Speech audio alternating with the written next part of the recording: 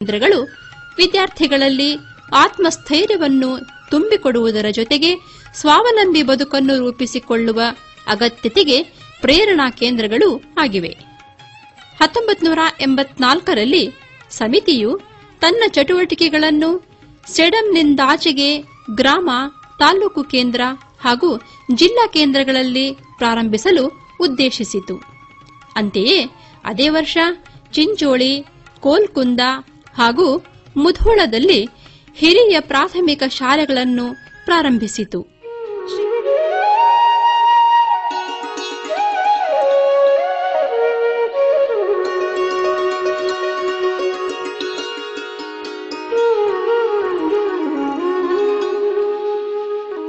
ಶ್ರೀ ಶಾರದಾ ಸಂಗೀತ ಶಾಲೆಯನ್ನು ಹಾಗೂ ನೃಪತುಂಗ ಪದವಿ ಮಹಾವಿದ್ಯಾಲಯವನ್ನು ಕೂಡ 1984ರಲ್ಲಿಯೇ ಪ್ರಾರಂಭಿಸಲಾಯಿತು.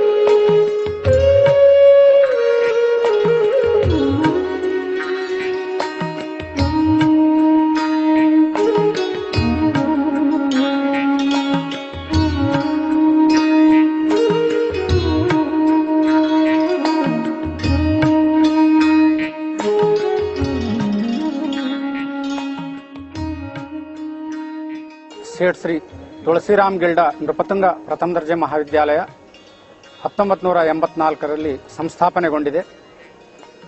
ಸಂಸ್ಥೆಯ ಉದ್ದೇಶದಂತೆ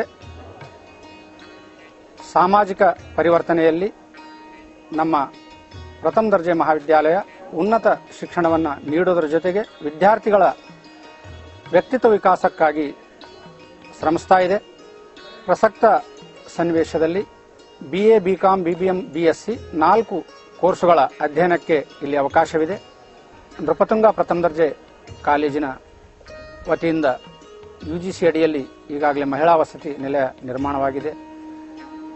ಪರಿಹಾರ ಬೋಧನೆ ಜೊತೆಗೆ ಕರಿಯರ್ ಓರಿಯೆಂಟೆಡ್ ಕೋರ್ಸ್, ಈ ಸ್ಪೋಕನ್ ಇಂಗ್ಲಿಷ್ ವಿಷಯದಲ್ಲಿ ಒಂದು ಕರಿಯರ್ ಕೋರ್ಸ್ ಅನ್ನು ನಾವು ಪ್ರಾರಂಭ ಮಾಡಿದ್ದೇವೆ. ಈ ಮಹಾವಿದ್ಯಾಲಯದ ಒಂದು ಉದ್ದೇಶ ಅಂದರೆ ಕೇವಲ ವೃತ್ತಿಪರವಾಗಿ ಮಕ್ಕಳನ್ನು ರೂಪುಗೊಳಿಸದೆ ಅವರು ಈ ದೇಶದ ಉತ್ತಮ ಪ್ರಜೆಗಳಾಗಿ ಮುಂದುವರಿಬೇಕು, ಭಾರತೀಯತೆ ಹಾಗೂ ಈ ರಾಷ್ಟ್ರವನ್ನು ಮುನ್ನಡೆಸುವಲ್ಲಿ ಅವರು ತಮ್ಮ ಕೊಡುಗೆಯನ್ನು ನೀಡಬೇಕು ಅಂತಕ್ಕಂಥ ಒಂದು ಶಿಕ್ಷಣ ಸಂಸ್ಥೆಯ ಉದ್ದೇಶಕ್ಕೆ ನಾವು ಪೂರಕವಾಗಿ ಕೆಲಸ ಮಾಡ್ತಾ ಇದ್ದೇವೆ.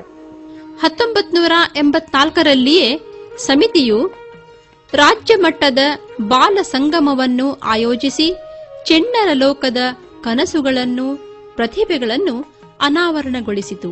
1984 ನಮ್ಮ ಸಂಸ್ಥೆಯ ಮೊದಲನೇ 10ನೇ ವರ್ಷ ಪೂರೈಸುವಾಗ ಕರ್ನಾಟಕ ರಾಜ್ಯದಲ್ಲಿ ಶಿಕ್ಷಣ ವಿಕಾಸ ಪರಿಷತ್ ಅನ್ನುವ ಒಂದು ಶೈಕ್ಷಣಿಕ ಸಂಘಟನೆ, ಈಗ ಅದು ವಿದ್ಯಾಭಾರತಿ ಅನ್ನುವ ದೃಷ್ಟಿಯಿಂದ ಇಡೀ ದೇಶದಲ್ಲಿ ಪರಿಚಿತವಾಗಿದೆ.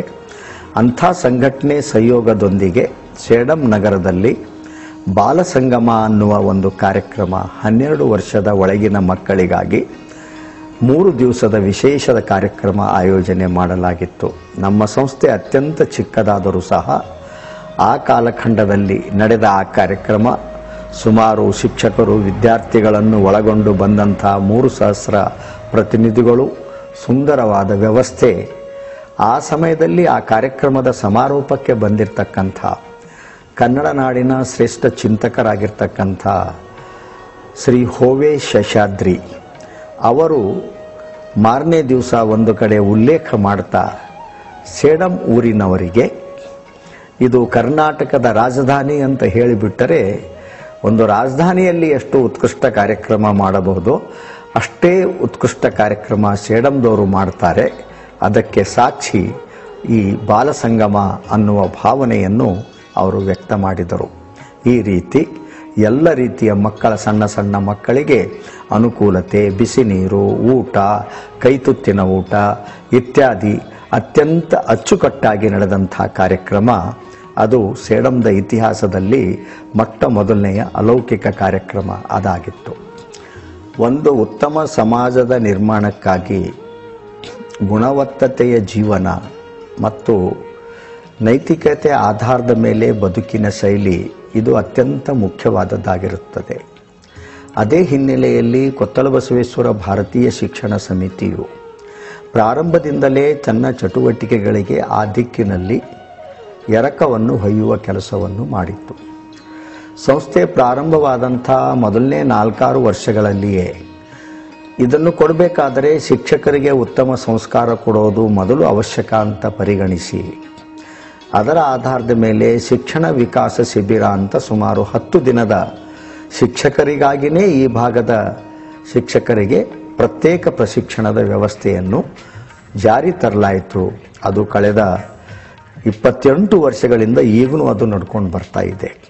ಅದರ ಮುಖಾಂತರ ಸಾವಿರಾರು ಶಿಕ್ಷಕರಿಗೆ ನೈತಿಕ ಶಿಕ್ಷಣ ಕೊಡುವ ದೃಷ್ಟಿಯಿಂದ ಉತ್ತಮ ಶಿಕ್ಷಣಕ್ಕೆ ಪ್ರೇರಣೆ ನೀಡಲಾಯಿತು. ಜೊತೆಯಲ್ಲಿ ಅಂಥ ನೈತಿಕತೆ ಜೀವನವನ್ನು ಉಳ್ಳಂಥ ವ್ಯಕ್ತಿಗಳನ್ನು ಮಕ್ಕಳ ಜೊತೆಗೆ ಸಂವಾದ ಮಾಡಿಸುವ ದೃಷ್ಟಿಯಿಂದ ಪರಮಪೂಜ್ಯ ಸಿದ್ಧಗಂಗಾ ಸ್ವಾಮಿಗಳು 1978ರಲ್ಲಿ, ಅದೇ ರೀತಿಯಾಗಿ ಪೇಜಾವರ ಸ್ವಾಮಿಗಳು, ಅದೇ ರೀತಿಯಾಗಿ ಬೇರೆ ಬೇರೆ ಕ್ಷೇತ್ರದ ಸ್ವಾಮಿ ರಂಗನಾಥಾನಂದ್, ಯಾರಿಗೆ ಮುಂದೆ ಭಾರತ ರತ್ನ ಪ್ರಶಸ್ತಿ ಸಿಕ್ತು ಅವರು, ಹೀಗೆ ಬದುಕಿನ ಬೇರೆ ಬೇರೆ ಕ್ಷೇತ್ರದ ಅಸಾಧಾರಣ ವ್ಯಕ್ತಿಗಳನ್ನು ಸೇಡಂ ನಗರಕ್ಕೆ ಬರಮಾಡಿಕೊಂಡು ಕ್ಯಾಪ್ಟನ್ ಲಕ್ಷ್ಮಿ ಆಗಿರಬಹುದು, ಮನ್ಮಥನಾಥ್ ಗುಪ್ತ ಆಗಿರಬಹುದು, ಯಾವ ಸದ್ಗುಣಗಳು ಮಕ್ಕಳಲ್ಲಿ ಬೆಳೆಯಬೇಕು, ಅವರು ಬರೋದಕ್ಕಿಂತ ಮುಂಚೆ ಅವರ ಜೀವನ, ಅವರ ಕರ್ಮದ ಬಗ್ಗೆ ಮಕ್ಕಳಿಗೆ ಪರಿಚಯ ಮಾಡಿ ನೇರವಾಗಿ ಅವರಿಗೆ ಮಕ್ಕಳ ಜೊತೆಗೆ ಸಂವಾದ ಮಾಡಿಸ್ತಕ್ಕಂಥದ್ದು, ಈ ರೀತಿಯ ನೂರಾರು ಕಾರ್ಯಕ್ರಮಗಳು ನಮ್ಮ ಸಂಸ್ಥೆಯ ಆಧೀನದಲ್ಲಿ ನಡೆದಿವೆ ಮತ್ತು ಅದು ನಮ್ಮ ಕಾರ್ಯದ ಒಂದು ಭಾಗವಾಗಿದೆ. ಇದರ ಪರಿಣಾಮವಾಗಿಯೇ ಇವತ್ತು ಸೇಡಂದಲ್ಲಿ ನಡೀತಕ್ಕಂಥ ಎಂಥ ದೊಡ್ಡ ಕಾರ್ಯಕ್ರಮವಾದರೂ ಅದು ಶಿಸ್ತಾಗಿ ನಡೀತದೆ, ಅಚ್ಚುಕಟ್ಟಾಗಿ ನಡೀತದೆ, ಒಂದು ಉದ್ದೇಶಕ್ಕಾಗಿ ಈ ಕಾರ್ಯಕ್ರಮಗಳು ನಡೀತವೆ. ಆ ರೀತಿಯ ಒಂದು ಸಂಸ್ಕಾರದಿಂದ ಕೂಡಿದಂಥ ವಾತಾವರಣ ಇಡೀ ನಗರದಲ್ಲಿನೇ ಒಂದು ಬೆಳವಣಿಗೆ ಆಗಲಿಕ್ಕೆ ಸಾಧ್ಯ ಆಗಿದೆ. ಅದಕ್ಕೆ ಸೇಡಂದ ಜನತೆ ಸಹಜವಾಗಿ ಒಪ್ಪುತ್ತಾರೆ. ಇದಕ್ಕೆ ಮುಖ್ಯ ಕಾರಣ ಕೊತ್ತಲಬಸವೇಶ್ವರ ಭಾರತೀಯ ಶಿಕ್ಷಣ ಸಮಿತಿ. ಕಾರಣ ನಾವು ನೈತಿಕತೆ ಮತ್ತು ಗುಣವತ್ತತೆಗೆ ಹೆಚ್ಚಿನ ಒತ್ತನ್ನು ಕೊಟ್ಟು ಮಕ್ಕಳ ವಿಕಾಸದಲ್ಲಿ, ಸಾಮಾಜಿಕ ಸಂಸ್ಕಾರದಲ್ಲಿ ಪ್ರಯತ್ನ ಮಾಡುತ್ತಿದ್ದೇವೆ.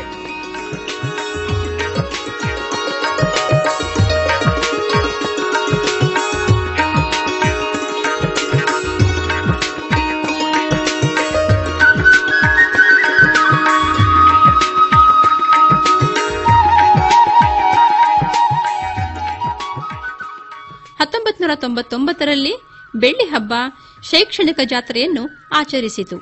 ಶಾಲೆ ಸಾಮಾಜಿಕ ಪರಿವರ್ತನೆ ಕೇಂದ್ರ ಅನ್ನುವ ಕನಸನ್ನು ಸಾಕಾರಗೊಳಿಸುವ ಹಾದಿಯಲ್ಲಿ ನಮ್ಮ ಸಂಸ್ಥೆಯ 25ನೇ ವರ್ಷ ಪೂರ್ಣಗೊಳಿಸುವಾಗ ಬೆಳ್ಳಿ ಹಬ್ಬದ ಕಾರ್ಯಕ್ರಮವನ್ನು ನಾವು ಆಚರಿಸಿದೆವು.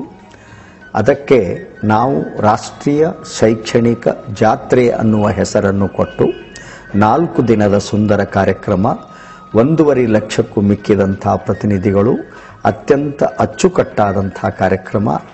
ಆ ಕಾರ್ಯಕ್ರಮಕ್ಕೆ ಆಗಮಿಸಿದಂಥ ಜಸ್ಟಿಸ್ ಶಿವರಾಜ್ ಪಾಟೀಲ್ರು ತಮ್ಮ